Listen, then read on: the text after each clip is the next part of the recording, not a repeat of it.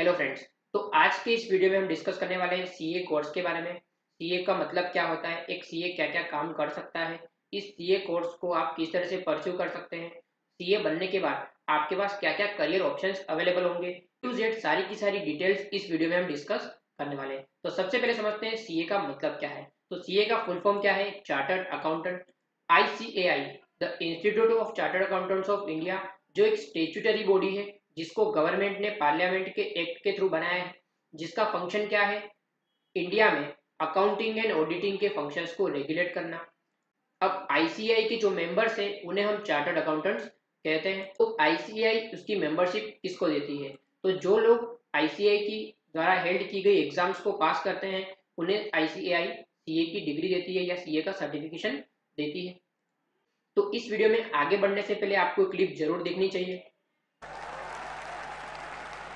साथियों, chartered accountants देश के इकोनॉमिक सिस्टम के भरोसेमंद एम्बेसडर होते हैं। आप सरकार और टैक्स देने वाले नागरिकों और कंपनियों के बीच इंटरफेस का काम करते हैं। आपका सिग्नेचर देश के प्रधानमंत्री के सिग्नेचर की वो ताकत नहीं है जो ताकत एक चार्टर्ड अकाउंटेंट के सिग्नेचर की होती है।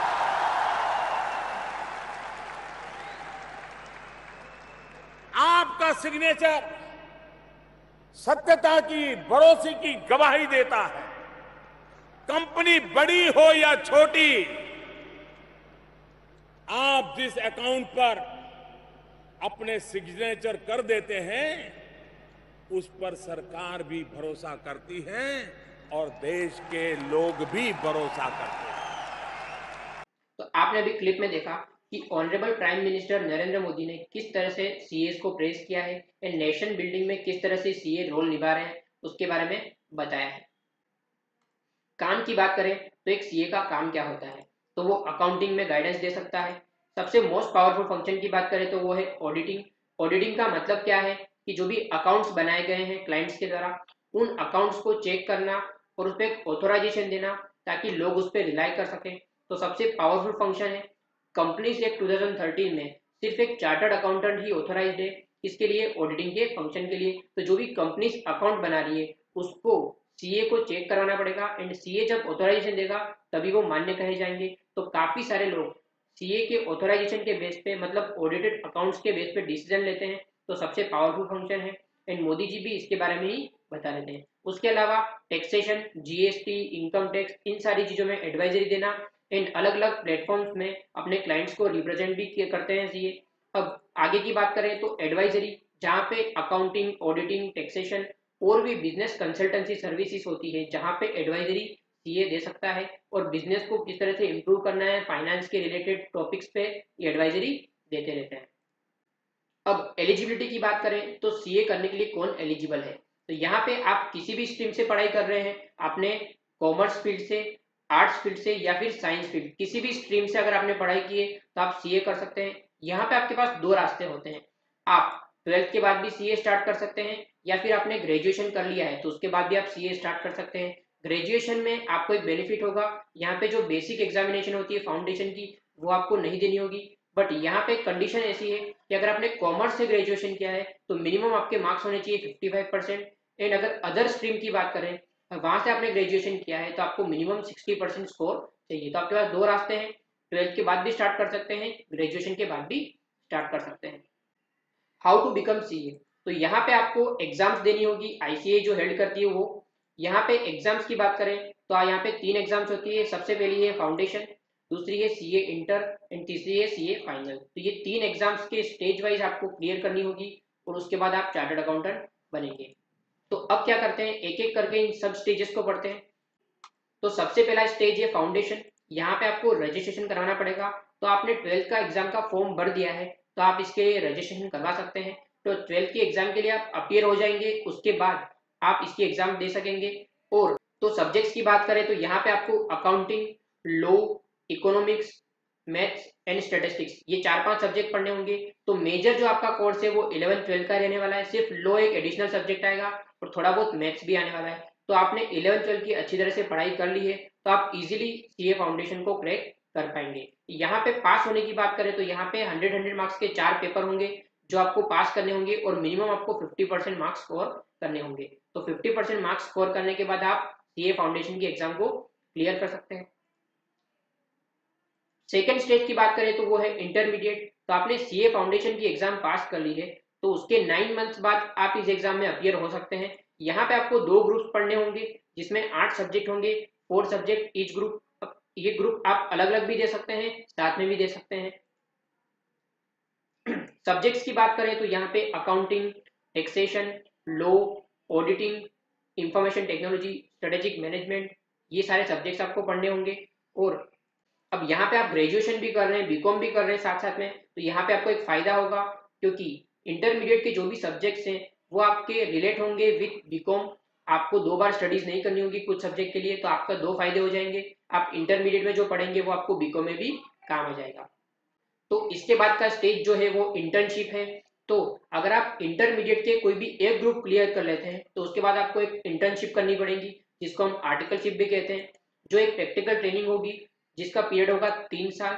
ये आपको किसी भी सीए फर्म या किसी भी प्रैक्टिसिंग चार्टर्ड अकाउंटेंट के अंडर करनी होगी। यहाँ पे आप ट्रेनिंग कर रहे हैं तो आपको साथ साथ में स्टाइपेंड भी मिलेगा, मतलब आप लर्निंग विद अर्निंग कर सकते हैं। कुछ आपको डिसेंट अमाउंट मिल सकता है स्टाइपेंड के रूप में। अब यहाँ पे जब भी आप आर्टिकलशिप चूज करें या इंटर्नशिप चूज करें, आपको बहुत कॉशियसली चूज करना है क्योंकि यहाँ पे आपका एक बेस बनने वाला है जो आपको फ्यूचर में आपके करियर में हेल्प करने वाला है। तो आपका करियर ऑप्शन किस तरह से आपको मोल्ड करना है वो आप यहाँ से स्टार्ट कर सकते हैं। तो आपको किस तरह की फर्म चूज करनी चाहिए, कौन से फील्ड में आपको काम सीखना है, वो सारी की सारी चीजें आपको यहाँ पे ही चूज करनी होगी। इसके बाद बारी आती है सीए फाइनल की, जो फाइनल एग्जामिनेशन है। आपकी 2.5 साल की प्रैक्टिकल ट्रेनिंग खत्म होने के बाद आप इस एग्जाम को देने के लिए एलिजिबल हो जाते हैं। यहाँ पे आपको 2 ग्रुप देने होंगे।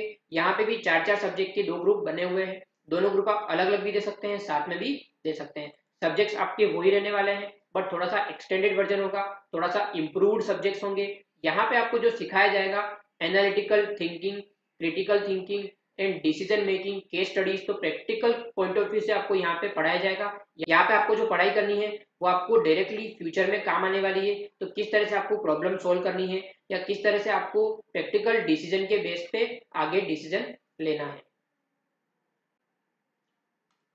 अब सीए कोर्स के दौरान आपको कुछ प्रैक्टिकल ट्रेनिंग और भी करनी पड़ेगी जिसे शॉर्ट में आईटीएसएस कहते हैं। ये कंपलसरी ट्रेनिंग दी जाएगी आपको आईसीआई के द्वारा। यहाँ पे आपको इंफॉर्मेशन टेक्नोलॉजी मतलब कंप्यूटर सिस्टम्स, इसके रिलेटेड सारा ज्ञान दिया जाएगा। यहाँ पे आपको बहुत सारी चीजें सिखाई जाएगी जो काफी हेल्प करने वाली है आपको रियल लाइफ में, प्रैक्टिकल लाइफ में। दूसरी ट्रेनिंग आती है सॉफ्ट स्किल की, जहाँ पे आपको communication, team building, public speaking, email writing, office etiquettes और ये सारी की सारी चीजें आपको सिखाई जाएगी जो आपको प्रैक्टिकल लाइफ में हेल्प करने वाली है। यहाँ पे सीए कोर्स को स्टार्ट करने के 2 रास्ते हैं। आप डायरेक्टली 12th के बाद स्टार्ट कर सकते हो, दूसरा आप ग्रेजुएशन के बाद स्टार्ट कर सकते हो। तो मेरी एडवाइस की बात करें तो मैं आपको एडवाइस करूंगा कि आप डायरेक्टली 12th के बाद स्टार्ट कर दीजिए। अगर आप सोच रहे हैं कि आपको सीए कोर्स परस्यू करना है तो आपको डायरेक्टली 12th के बाद स्टार्ट करना चाहिए। यहाँ पे फायदा क्या होगा, तो आप सीए एंड बीकॉम साथ साथ में कर सकते हैं। आप जब 12th में होते हैं तो आपकी एज होती है अप्रोक्सीमेटली 18 ईयर्स और 4 से 4.5 साल के अंदर आप सीए कोर्स को कंप्लीट कर लेंगे अगर आपको कोई अटेम्प्ट नहीं लग रहा है तो। और मीनवाइल आपका बीकॉम भी साथ साथ में कंप्लीट हो जाएगा, मतलब एट द एज ऑफ 22 आप चार्टर्ड अकाउंटेंट बन सकते हैं। और आपको कोई फर्दर कोर्स परस्यू करना है वो आप कर सकते हो। आप आपका पैशन फॉलो कर सकते हो, अगर आपको कोई और चीज में इंटरेस्ट है तो वह भी आप चीज कर सकते हो। साथ ही साथ आपको एक एक्सपीरियंस गेन करने का टाइम मिलेगा, आप एक्सपेरिमेंट कर सकते हो क्योंकि आपके पास एक टाइम अवेलेबल है। अब सीए कोर्स को जो ग्रेजुएशन के बाद स्टार्ट करते हैं उसे हम कहते हैं डायरेक्ट एंट्री, जो एडवाइजेबल नहीं है। पर अगर आपने स्टार्ट कर दिया है तो यहाँ पे इश्यूज क्या आते हैं, इशू है एज का। यहाँ पे आप अगर बीकॉम करेंगे या ग्रेजुएशन करेंगे तो आपकी ऑलमोस्ट एज हो जाएगी 22 एंड उसके बाद आप सीए कोर्स में एंटर होंगे तो ऑलमोस्ट 4 साल लगेगा बिना अटेम्प्ट के, और अटेम्प्ट लगा तो आप 25 साल से भी ऊपर चले जाएंगे। तो यहाँ पे अगर आपको फैमिली को सपोर्ट करना है अर्निंग के लिए तो यहाँ पे आपके पास टाइम अवेलेबल नहीं होगा और आपको डायरेक्टली कमाने के लिए जाना पड़ेगा। तो आप अगर एक्सपेरिमेंट करना चाहते हैं, कहीं पे एक्सपीरियंस लेना चाहते हैं, आप कोई फर्दर स्टडीज करना चाहते हैं और या आप आपका पैशन फॉलो करना चाहते हैं तो यहाँ पे आपको थोड़ी सी दिक्कत आ सकती है। बट अगर कोई इशू नहीं है तो कोई प्रॉब्लम नहीं। दूसरा इशू जो आता है वो है आपको 2 बार चीजें पढ़नी होगी। आप जब बीकॉम कर रहे थे तब आपने जो सब्जेक्ट पढ़े वही सब्जेक्ट आपको आईपीसीसी में मतलब सीए इंटर में भी पढ़ने होंगे। तो यहाँ पे आपको एक ही चीज 2 बार पढ़नी पड़ रही है। तो अगर आप साथ में करते तो आपको एक ही बार में दोनों चीज़ें आपकी क्लियर हो जाती। अब खर्चे की बात करें तो इस कोर्स में खर्चा कितना लगता है, तो इसे मैं कॉस्ट नहीं कहता, इसे मैं इन्वेस्टमेंट कहता हूँ। दुनिया का सबसे चीपेस्ट प्रोफेशनल कोर्स कोई है तो वो सीए कोर्स है। यहाँ पे आपको फीस की बात करें तो दो तरह की फीस लगती है जो आईसीएआई लेती है, जिसमें examination fees and registration fees, ये दो फीसें लगती है। यहाँ पे मैक्सिमम जो फीस है वो 75,000 तक जाती है। अगर आप पर्सनल कोचिंग कर रहे हैं तो वो एडिशनल फीस हो सकती है, बट सस्ते से सस्ती बात करें तो अगर आप सेल्फ स्टडी से कर रहे हो तो आपको 75,000 की फीस मैक्सिमम लगने वाली है। अगर इसमें आप स्टाइपेंड को एडजस्ट करेंगे जो आपको प्रैक्टिकल ट्रेनिंग के दौरान मिलने वाला है, तो आपके पास सरप्लस ही होगा। ड्यूरिंग द इंटर्नशिप आपको जो स्टाइपेंड मिलेगा उससे आप खुद का खर्चा भी निकाल सकते हो पढ़ाई का, और साथ ही साथ अपनी फैमिली को सपोर्ट भी कर सकते हो। अब सीए कोर्स को सक्सेसफुली कंप्लीट करने के बाद आपके पास करियर ऑप्शंस के दो रास्ते होते हैं। फर्स्ट रास्ता है ऑन प्रैक्टिस, आप खुद की प्रैक्टिस शुरू करिए। यहाँ पे आप ऑडिटिंग कर सकते हैं, यहाँ पे आप टैक्सेशन के रिलेटेड एडवाइजरी दे सकते हैं, आपके क्लाइंट्स को सर्विसेज दे सकते हैं, आप दूसरी बिजनेस कंसल्टेंसी की एडवाइजरी दे सकते हैं। तो ये सारे फंक्शंस आप खुद की प्रैक्टिस स्टार्ट कर सकते हैं। यहाँ पे आप खुद की प्रैक्टिस स्टार्ट करके यहाँ पे आप अपने क्लाइंट्स को एडवाइस दे सकते हो रिलेटेड टू वेरियस फील्ड्स। दूसरा ऑप्शन जो आपके पास अवेलेबल है वो है जॉब। यहाँ पे कोई बेंचमार्क नहीं है कि कितनी सैलरी मिलती है, बट एक एवरेज की बात करें तो 6 से 8 लाख तक का पर एनम का एक फ्रेशर को पैकेज मिल सकता है। यहाँ पे हायरिंग कौन करता है, तो सबसे ज्यादा हायरिंग जो होती है वो बिग फोर फर्म्स जो केपीएमजी, ईवाई, डेलोइट एंड पीडब्ल्यूसी है, जो दुनिया की सबसे बड़ी अकाउंटिंग फर्म्स है। सबसे ज्यादा हायरिंग जो इंडिया में होती है वो यही लोग करते हैं। यहाँ पे भी आपको अच्छा खासा पैकेज मिल सकता है। इसके बाद हमारी जो नवरत्न कंपनी से गवर्नमेंट ऑफ इंडिया की होल्डिंग की कंपनीज, वो भी काफ़ी अच्छा पैकेजेस देते हैं। उसके अलावा कोई भी कंपनी की बात करें वहाँ पे एक चार्टर्ड अकाउंटेंट की जरूरत पड़ने ही वाली है, तो कोई भी फाइनेंस फील्ड में आप जॉब कर सकते हैं। सारी कंपनीज छोटी से लेकर बड़ी कंपनीज वहाँ पे सीए की जरूरत होती है। काफ़ी कुछ फेमस पर्सनैलिटीज की बात करें जो चार्टर्ड अकाउंटेंट्स हैं, फर्स्ट इंडस्ट्रियलिस्ट की बात करें तो कुमार मंगलम बिरला, ये चार्टर्ड अकाउंटेंट है, ये अभी आदित्य बिरला ग्रुप के चेयरमैन है। गवर्नमेंट रिप्रेजेंटेशन की बात करें तो यहाँ पे भी चार्टर्ड अकाउंटेंट्स काफ़ी सारे हैं। सुरेश प्रभु जी जो रेलवे मिनिस्टर थे, पीयूष गोयल जी जो अभी कॉमर्स मिनिस्टर है, ये दोनों भी चार्टर्ड अकाउंटेंट्स हैं। फेमस बैंकर्स की बात करें तो दीपक पारेख जी जो एचडीएफसी को हेड करते हैं, आदित्य पुरी जी जो एचडीएफसी बैंक को हेड करते थे, नैनालाल किडवाई जो एचएसबीसी इंडिया को हेड करती है, एन मनोहरन जी जो कैनरा बैंक को हेड करते हैं। तो काफ़ी बड़े बड़े बैंकर्स भी चार्टर्ड अकाउंटेंट्स हैं। स्टॉक मार्केट या शेयर मार्केट की फील्ड की बात करें तो शेयर मार्केट के दिग्गज राकेश झुनझुनवाला जी, ये भी चार्टर्ड अकाउंटेंट है। इसके बाद बात करें तो मोतीलाल ओसवाल सिक्योरिटीज के फाउंडर्स मोतीलाल ओसवाल एंड रामदेव अग्रवाल, ये दोनों भी चार्टर्ड अकाउंटेंट्स हैं। इनके अलावा भी काफ़ी फेमस पर्सनालिटीज है जो चार्टर्ड अकाउंटेंट्स हैं और अपने अपने फील्ड में काफ़ी अच्छा काम कर रहे हैं। इनके अलावा काफ़ी सारे चार्टर्ड अकाउंटेंट्स हैं जो काफ़ी अच्छे अच्छे रोल्स पे प्लेस्ड है। किसी भी कंपनी के फाइनेंस हेड को कहते हैं सीएफओ, और वहाँ पे आप मोस्टली देखोगे तो वहाँ पे चार्टर्ड अकाउंटेंट्स ही होंगे। इसके अलावा काफ़ी सारे फंक्शंस जहाँ पे चार्टर्ड अकाउंटेंट्स अच्छा खासा रोल निभा रहे हैं। अगर आप 12th के बाद सीए करने का सोच रहे हैं या ग्रेजुएशन के बाद सीए करने का सोच रहे हैं तो वेरी बेस्ट। एंड अगर आपको कोई भी क्वेरीज है तो आप कमेंट सेक्शन में लिख सकते हैं, मैं ट्राई करूँगा कि आपकी क्वेरी को सॉल्व करूँ। साथ ही साथ अगर आप कोर्स को ऑप्ट कर रहे हैं तो आपको और किन किन बातों का ध्यान रखना चाहिए, आपको किस तरह से इसमें एंटर होना चाहिए, आपको आर्टिकलशिप कौन सी फॉर्म से करनी चाहिए, करियर ऑप्शंस के लिए आपके पास कौन कौन से ऑप्शंस आपको चूज करने चाहिए, इन सारी चीज़ों के रिलेटेड और भी वीडियोस में बनाता रहूँगा। आप अगर इस चैनल पर नए हैं तो इस चैनल को सब्सक्राइब कर दीजिएगा ताकि आने वाले वीडियोज़ की सारी अपडेट मिलती रहे। तो और भी काफ़ी सारे वीडियोज़ हमारे प्लेलिस्ट में हैं, तो आप जाके उनको देख सकते हैं जो आपको काफ़ी हेल्प करेंगे। Subscribe now and press the bell icon. Never miss an update.